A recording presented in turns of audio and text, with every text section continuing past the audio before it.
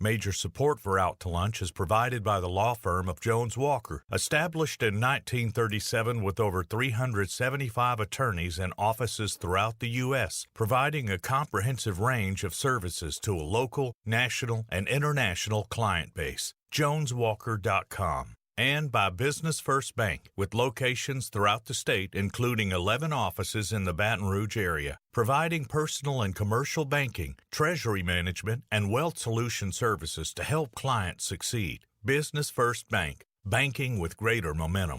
And by Shewart & Associates, legal recruiters in Louisiana and Texas. And Orange Theory Fitness, delivering fitness results for a healthier world. From Mansurs on the Boulevard in Baton Rouge, we're out to lunch with editor of the Baton Rouge Business Report, Stephanie Regal. It's business Baton Rouge style.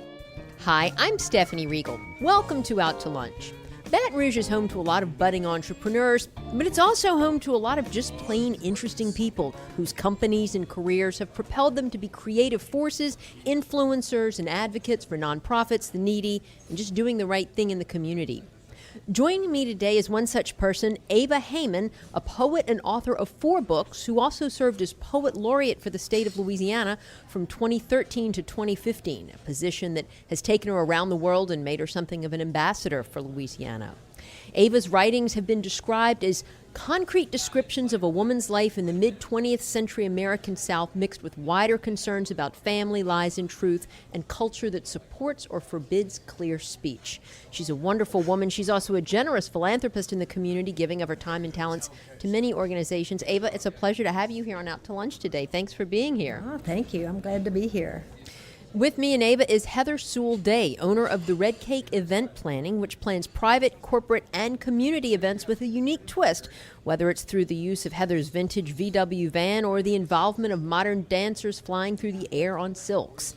Heather particularly caters to nonprofit organizations and somehow manages to get sucked into all sorts of volunteer organizations that recognize the creative energy and passion she brings to her projects.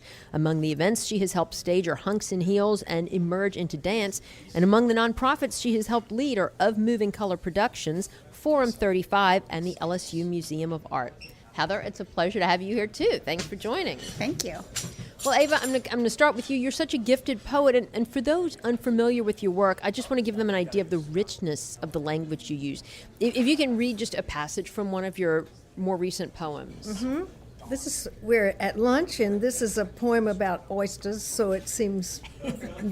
the right thing to read. And this is 4 lines of a poem that's about 15 or 16 lines long. Gulf oysters are milky, grown fat in braising seawater. The Gulf's a warm pool on chuffy oil burners, a crock pot of Guatemalan blood and Cajun spices. I love that. That's wonderful. And you read it so well. I'm so glad I asked you to read it and that I didn't try. How long did it take you to come up with something like that? And how much poetry do you turn out on a daily, weekly, monthly basis? There were about 20 years that have been over for a while. And there were about 20 years when I was ferociously working. Really? I was just a fountain of ideas. And I didn't have any trouble making myself sit down and work in the morning, and then it was always happening. And this kind of thing that I read, this is really kind of, I would say, inspired, although I don't use that word about writing poetry, but the way the language is dense and very sensory. It's wonderful language. That almost has to come to you. Now, it won't come in that order, but that almost just has to arrive in your head. You can't start. After the 20 years were over, it was funny. It was like the plane landed. And then I had a great pile of poems. I had published a lot of them in journals and magazines, but I didn't have a book yet. Well, it was crazy. I had this giant pile of poems. And ultimately, it took me a long time to figure out how to do this, I separated those into the 4 books that you mentioned. Right. And then I took the first one, and doing that took about 6 months. Very hard work. And then I took the first one, and it took another year to make that into a cohesive book.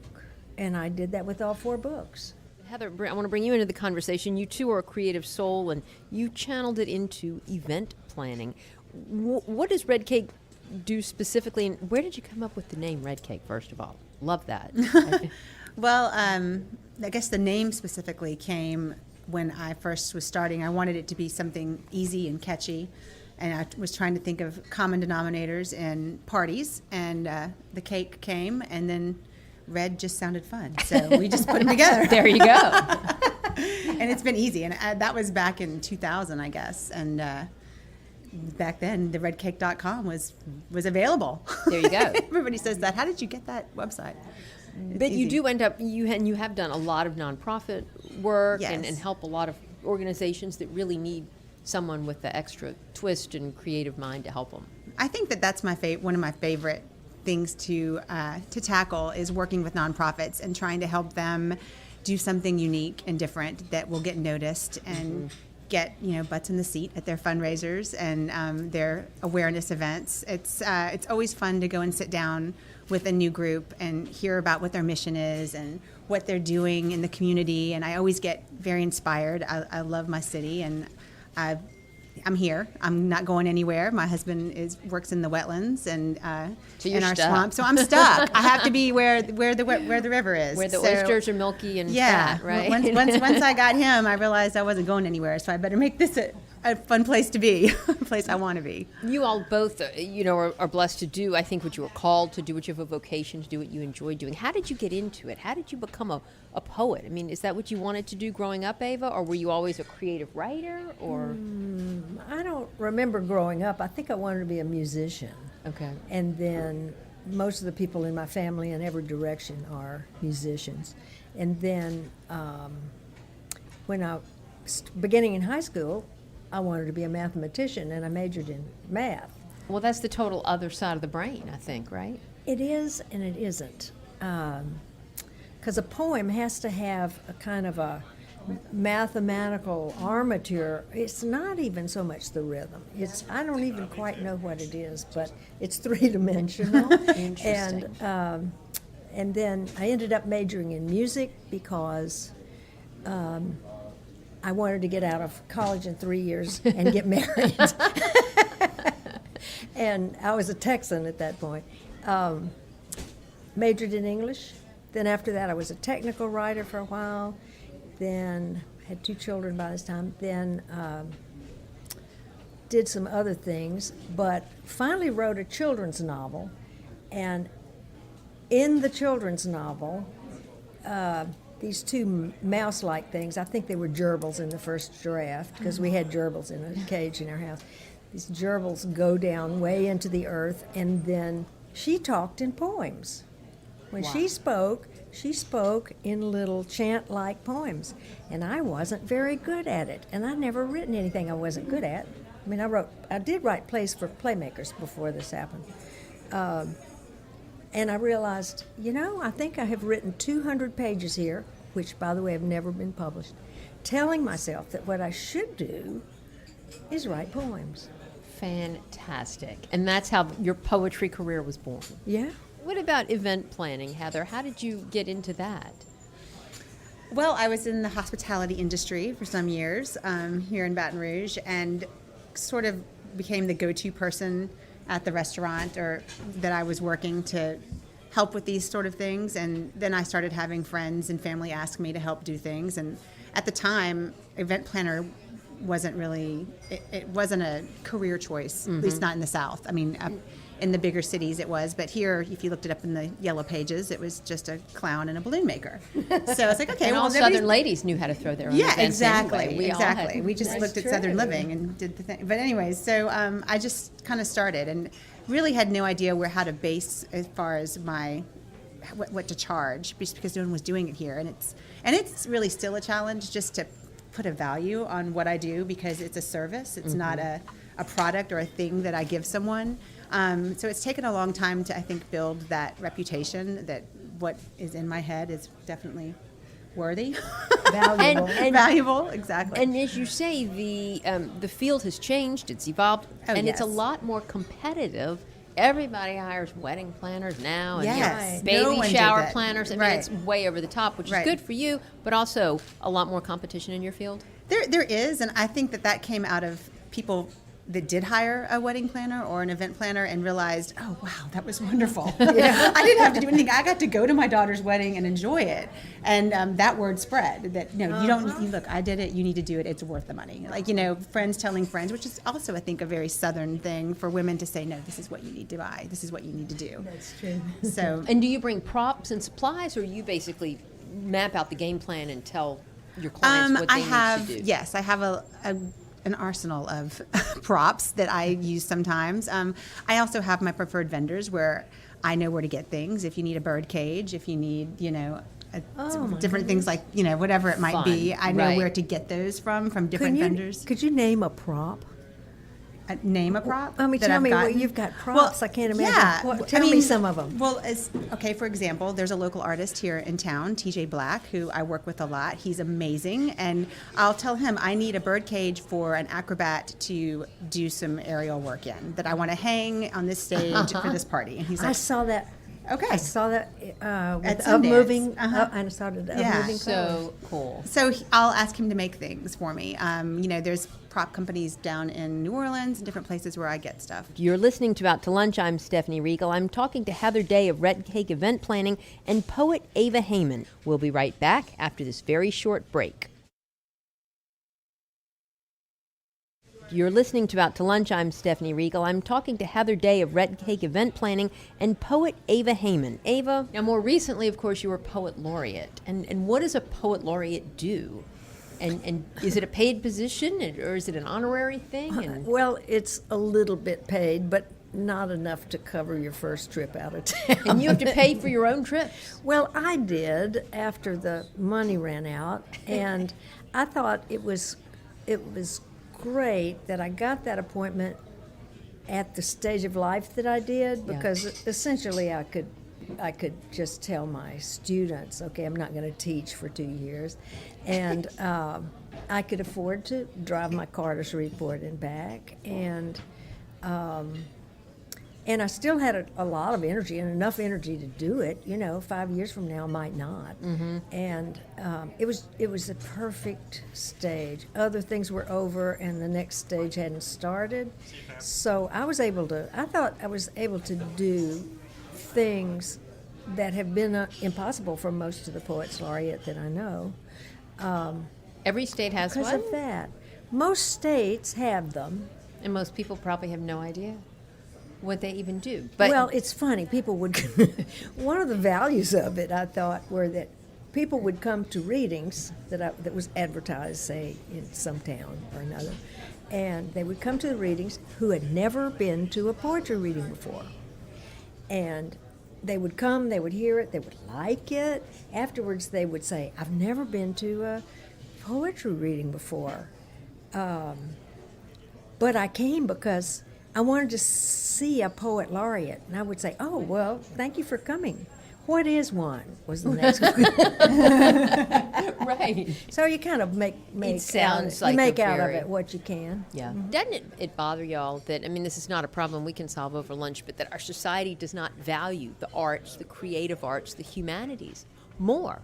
I mean, we'll pay athletes goodness knows how much money, but a poet, or Heather and I were on the board of a dance company here, like trying to make payroll every month. Right. I mean, we had to keep them afloat, because people just don't value it. How do we raise the awareness level?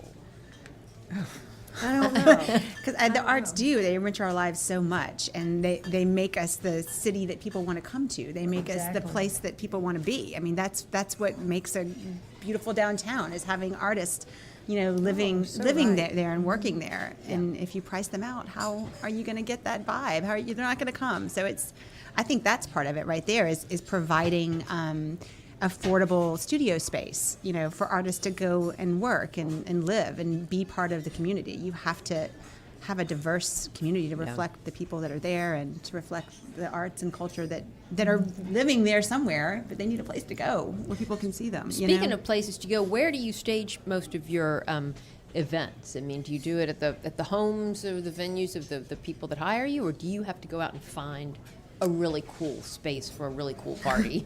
Well, sometimes that is a challenge that is given to me. They want to find a space that no one's had a party before, So that's definitely something I try to do. It's hard in Baton Rouge to find a place where you can have a party for over 200 people that will encase them and not be there for rain to spoil the party. And we don't have very many large spaces here. We really don't. We don't. Large, cool ones, especially. No, it's hotels, and so that's always a challenge. But I've got some favorite haunts that I like to have parties in, and I always love a blank canvas. Yeah. I love an old building. I love an old warehouse. I love a lot of the things that you see down in New Orleans. I'm not scared to attack a warehouse and bring in some air conditioner and Cool. and just set it all up. So cool. Well, let's switch gears for a moment, ladies. This is a part of the show we call Another Great Idea. So maybe you've got a friend who always has a great idea for you. They tell you about somebody you should have a cup of coffee with, or a job you should apply for, an investment opportunity, and maybe you take their advice and it turns out to be good. Maybe it doesn't turn out to be so good. Maybe you ignore it and later wish that you hadn't. Can y'all think of an example like that where somebody's offered you a piece of advice? Did you take it, and how did it turn out?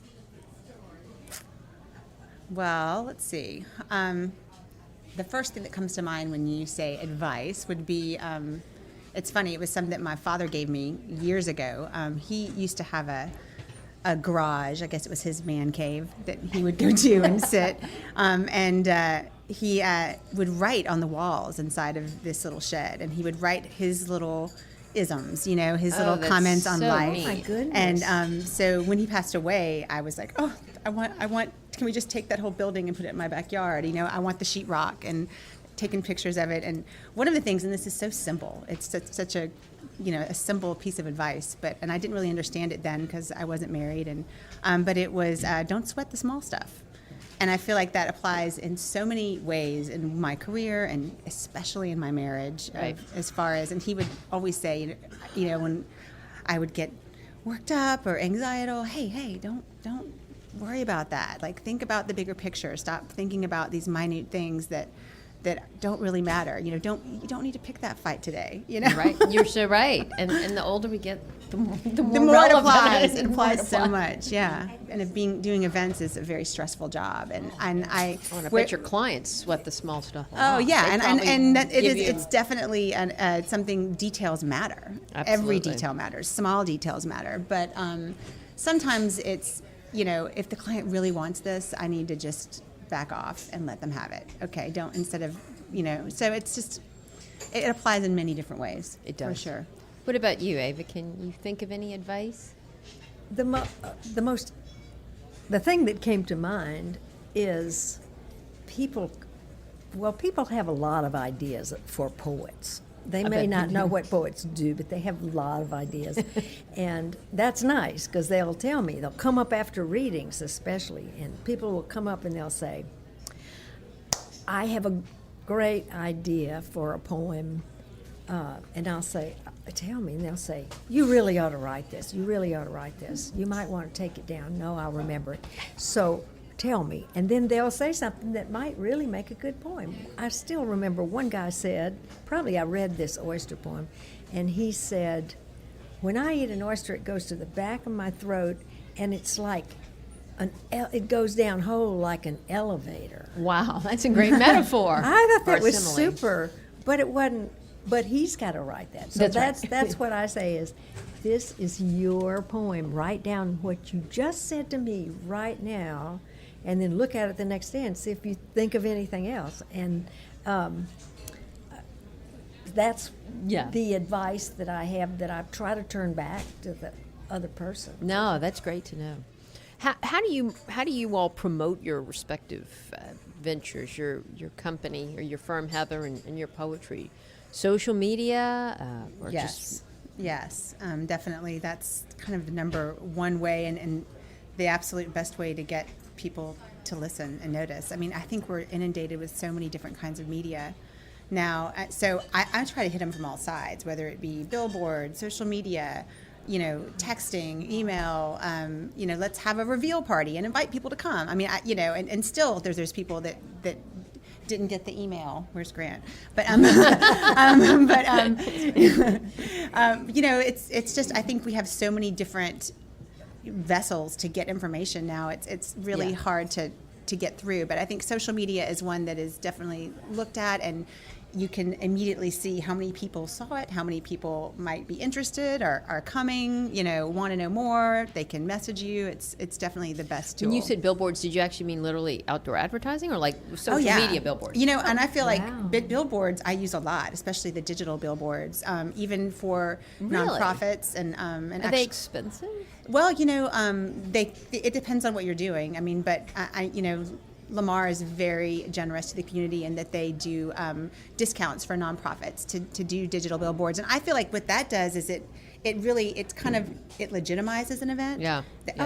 Maybe you got that. Maybe you got the Facebook post or the Instagram picture that you saw it that morning, and then you're driving down the interstate, and then boom, there's the Emerge billboard. So that just kind of drives it home that, oh, that event is coming, it's happening, oh, it's everywhere, I need to works. go. People see them? Yeah, and people see them, and a lot of times people will tell me, I think you have to use them right, though, and you have to know how to not muddle the billboard with too much information. It needs to be quick and to the point so that I can read it. Eye-catching. Eye-catching. The color means a lot, and I think about it all the time when I see billboards now. I'm like, oh, gosh, that...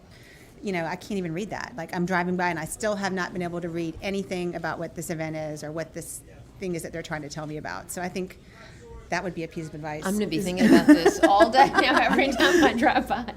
Do you use social media, Ava? It seems like this would be a great way to spread the word of a poet. It's changed a lot over the years, the things you do to make poetry interesting to people. And the most I ever do is when I have a new book, then I try to sell the book. And this last one, which is named Eldest Daughter, I sold more on social media than anything else. And that's great. Got a website. Blah, blah, you blah, do blah. it yourself, or you have somebody help you, or? I had someone who was a young woman who was really good at all sorts of technical and computer things, and she helped me when I'd get in a jam. Well, that's but good. Generally, I could do it, and then I think the most I have done is build an audience. And I started writing poetry a long time ago. People started coming. Mm-hmm.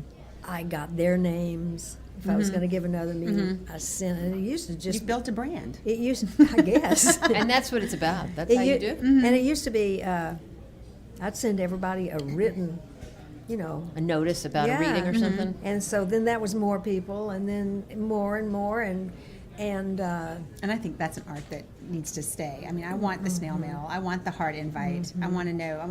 I think and something to put on the refrigerator. Right. I mean, right. so you can. Where do you all hope to be in 3 to 5 years? What's the plan for Red Cake, and is there another book in the works, Ava? Well, I'm definitely at a crossroads, I think, right now with my company. I've maybe established a brand, I guess, of what people expect from a Red Cake event, which is wonderful. And I'm getting lots of calls, and I'm needing to expand and make that next step. So I think, in 3 to 5 years, I hope to have a fuller staff and an actual office, not just a coffee shop, right? And a storage unit. But so I'm working on all those things right now. I'm kind of looking to make that jump and bring it into the next level. Excellent. Yeah. Well, good luck. Yeah. I've got another 10 years on me. It's fascinating to hear you talking. One thing I hear is you are teaching yourself to do this as you go along. Oh my That gosh, is absolutely. Amazingly wonderful. Absolutely. Yeah. I mean, I have totally taught myself what I'm doing as I go. That's great. What about you, Ava? Well, my career I have a friend in Maine who calls it my so-called career. My career has taken a real turn in the last 4 or 5 years, which is composers, musical composers, contact me, have somehow seen a poem of mine somewhere, and ask me if they can use my poem as text. Oh, that's so cool. That is Well, so I cool. and there I'm going back to musical background. Right. And that's happened. I bet 8 composers, one jazz, Interesting. the rest classical contemporary. I could hear that line you just did in a jazz song. I can hear Kiana singing that. And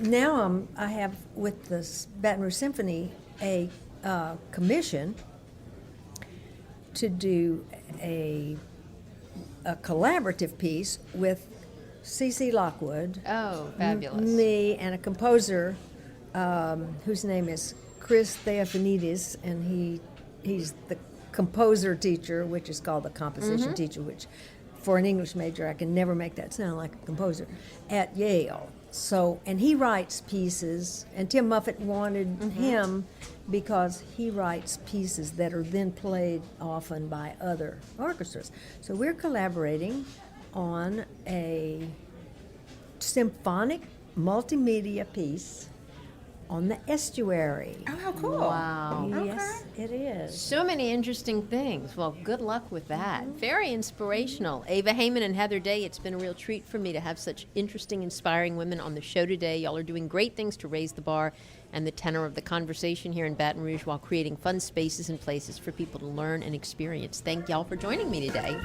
Thank you, Stephanie. You're so welcome. My guests today on Out to Lunch have been poet Ava Haymon and Heather Sewell Day of Red Cake Event Planning. The producer of our show is Grant Morris. Our technical producer is Eric Merle. Our associate producer is Peter Raschuti. And our Baton Rouge business consultants are Charlie D'Agostino and Ann Edelman.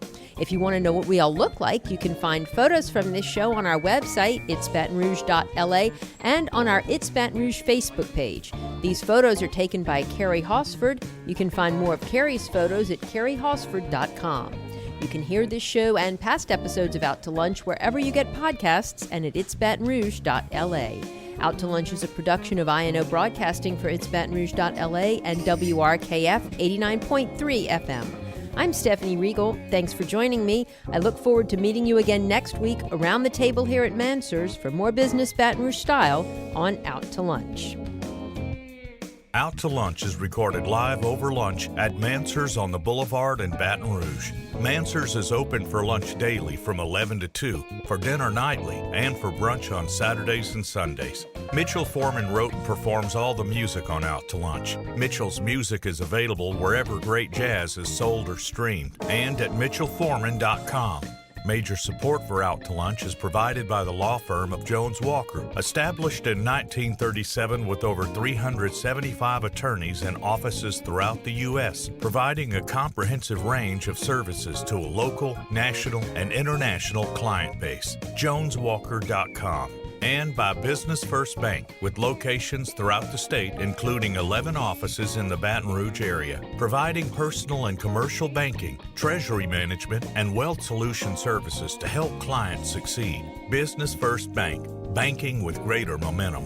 And by Shewart & Associates, legal recruiters in Louisiana and Texas. And by Orange Theory Fitness, delivering fitness results for a healthier world.